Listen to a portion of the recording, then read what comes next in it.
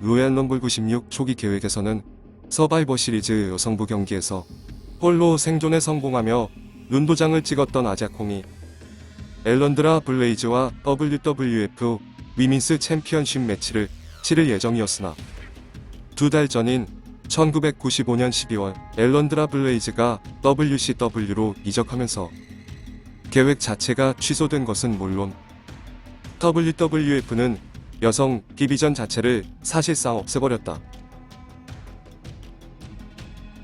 아자콩 활용 계획은 취소되었지만 사실 WWF는 아자콩을 매우 좋게 평가했던 것으로 알려져 있다. 로얄 럼블 96의 메인 이벤트 중 하나인 30인 출전 로얄 럼블 매치는 초기 계획 단계에서부터 큰 난관에 부딪혔다. 기존 계약 선수들로는 30인이라는 선수 숫자조차도 채우기에 어려워진 것이다. WWF는 도리 펑크 주니어, 전 일본 프로레슬링의 오모리 타카오, 푸에르토리코 IWA의 태그팀 헤드헌터스 등 라이벌 단체 WCW를 제외한 타 단체의 선수들을 섭외하여 부족한 참가 선수 명단을 극복하려 했었다. 타 단체에서 섭외된 선수 중에는 당시 WWF와 긴밀한 협력 관계였던 제리 롤러가 이끄는 USWA에서 특별 배틀 로얄에서 우승하며 WWF 로얄 럼블 참가권을 획득한 더그 길버트도 있었는데 정작 그는 베이더에 의해 3분 만에 탈락하며 말 그대로 머릿수 채우기에 그치고 말았다.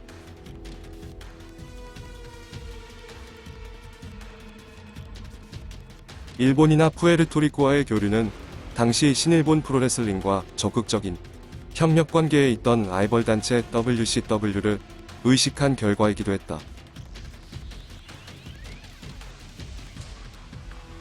ECW의 스타, 사부 역시 일회성 로얄 럼블 출전을 두고 WWF 측과 상당 부분 구체적인 협의가 진행되었지만 ECW의 수장 폴 헤이먼이 사부에 출연해 제동을 걸었다. 그는 ECW 최강의 거친 캐릭터였던 사부가 WWF에서 본래 모습을 봉인당하고 쉽게 탈락될 경우 사부의 위상에 해가 될 것이라 판단하여 협상 결렬을 선언했다. WWF가 로얄 럼블 깜짝 출전을 제안했던 선수 중에는 1980년대 말 최고의 스타 중 하나였던 얼티밋 워리어도 있었다. 워리어와 빈스는 WWF 참가에 관해 협상에 들어갔지만 사실 이때까지도 워리어와 빈스는 워리어라는 캐릭터에 대한 상표권을 놓고 여전히 극심한 갈등을 겪고 있었고 WWF가 로얄 럼블 참가를 요청하자 워리어는 워리어라는 캐릭터의 이름과 지적 재산권을 자신에게 달라고 강력하게 요구하면서 협상은 결렬되었다. 빈스와 워리어는 전혀 대화가 되지 않는 상황까지 갔지만 이후 빈스 대신 아내인 린다 맥맨이 나서서 워리어와 대화를 이어나갔고 결과적으로 레슬매니아 12에서 워리어가 컴백하게 된다. 로얄 럼블 매치는 앞선 무료 제공 경기에서 패배한 헌터 허스트 험즐리가 1번, 헨리 가귄이 2번을 등장하며 시작. 이후 2분의 간격을 두고 선수들이 입장했다. 이날 로얄 럼블에서는 첫 탈락자가 나오지 않은 가운데 무려 9명의 선수가 입장한 기록이 세워졌다. 3번으로 등장한 밥 백런드가 첫 탈락자가 되기까지 약 14분 정도가 걸렸다. 프로레슬링 업계의 일반적인 상식에선 로얄 럼블의 경우 한 빙에 최대 10명 내외의 선수까지가 한계라고 본다.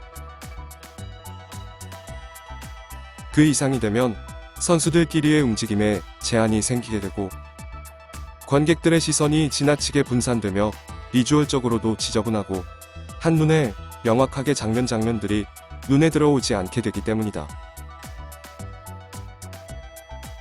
레슬매니아 12로 향하는 첫 시작점이라 할 수 있는 로얄 럼블 16에서 핵심적인 역할을 맡은 것은 두 사람이었다. 바로 숀 마이클스와 베이더. 숀 마이클스는 작년 11월 오웬 하트와의 경기 도중 실신하는 사건이 있은 지 2개월 만에 정식 복귀 전이었으며 WCW에서 이적해온 베이더는 이번 로얄 럼블이 WWF에서의 데뷔전이었다.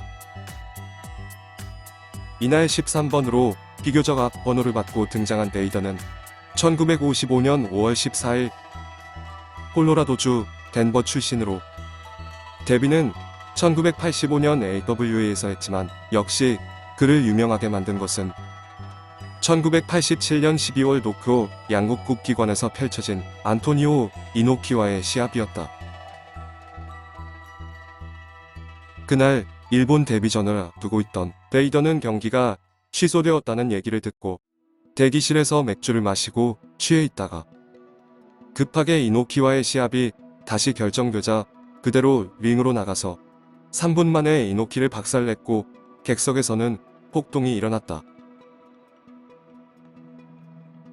폭동으로 인해 경기장 내에 화재까지 발생하면서 한동안 신일본 프로레슬링은 양국 국기관을 대관하지 못하게 되기도 했다. 그렇게 신일본 프로레슬링에서 단숨에 전세계적 스타가 된 베이더는 다음 목적지로 WCW를 선택. 1990년대 전반 WCW의 핵심 인물이 된다. 190cm, 170kg의 몸으로 드롭킥과 문설트 프레스를 사용하며 신일본 프로레슬링의 IWGP 헤비웨이트 챔피언은 물론이고 WCW에서도 3차례 월드 챔피언 벨트를 허리에 감았다. 같은 거구의 레슬러이면서 비슷한 수준의 프로레슬링 실력을 가진 뱀뱀 비길로보다 베이더가 더 높은 자리에 오를 수 있었던 것은 바로 베이더가 협상의 대가였기 때문이었다. 단체 측에게 신뢰를 주면서도 단체의 요구를 단호히 거절할 때는 거절하는 협상 능력으로 일본과 미국을 넘나들며 어느 단체에서든 메인 이벤터급의 위치를 사수했다. WCW에서는 부동의 괴물 악역이었지만 WWF로부터 헐크 호건, 마초맨 등 대형 스타들이 WCW로 넘어오면서 베이더는 상위권 경쟁에서 조금씩 밀리기 시작했다. 단적인 예로 헐크 호건이 WCW로 이적한 뒤 첫 대립 상대는 릭 플레어, 그 다음이 베이더가 될 예정이었지만 헐크 호건은 베이더 대신 자신의 친구 브루터스 비프케이크를 메인 이벤트 상대로 낙점하면서 호건과의 대립이 1년 늦춰지기도 했다. 헐크 호건과의 대립 기간에 베이더는 어깨 부상을 입은 상태였는데 극심한 고통을 참으면서도 경기를 소화해야 했다. 특히나 1995년 7월 배시의 더 비치에서의 호건과의 케이지 매치는 너무나도 고통스러웠다고 말한 바 있다. 베이더는 호른돌프와 백스테이지에서 물리적 충돌을 겪은 후 해고당하고 WWF와 계약 체결 후 로얄 럼블에서 첫 등장하게 되었다. 베이더는 WWF에서 이전부터 써온 자신의 캐릭터를 그대로 사용하길 원했고 빈스는 더 마스토돈으로 네임 체인지를 하려고 했다. 빈스는 베이더의 캐릭터를 새로운 브랜드로서 소유하고 싶어 했다. 결과적으로 베이더의 캐릭터 네임은 바뀌지 않았고 마스토돈은 수식어 정도로 사용되는 것으로 일단락되었다. 로얄 럼블 PPV 방영 개시 직전에 방영된 프리뷰 방송에서 진행자 마이클 헤이즈를 향해 내가 차기 WWF 월드 챔피언이다라며 어필하기도 했다. 베이더는 이날 13번으로 입장하여 4년 만에 컴백한 제이크 스네이크 로버츠를 비롯하여 사비오 베가, 더그 길버트, 헤드헌터스 A를 장외로 탈락시켰다. 요코즈나와 베이더가 로프 근처에서 뒤엉켜 있을 때 18번으로 등장한 숀 마이클스가 두 사람을 모두 장외로 밀어 탈락시켰다. 분노한 베이더가 요코즈나를 공격한 후 다시 링으로 올라와 숀 마이클스, 오웬 하트, 밥 할리 등을 차례로 장외로 던졌지만 물론 이것은 무효 판정. 이후 심판과 고릴라 먼순 WWF 회장이 링에 뛰어 올라와 제지하면서 가까스로 상황은 정리되었다. 이것은 약 2분간의 베이더를 위한 하이라이트 장면은 물론 앞으로 펼쳐질 요코즈나, 숀 마이클스와의 대립을 위한 예고편이기도 했는데, 베이더는 로얄 럼블 다음 날 사비오 베가와의 짧은 시합을 마친 후 어깨 부상 치료를 위해 약 한 달간 TV에서 모습을 감추게 된다.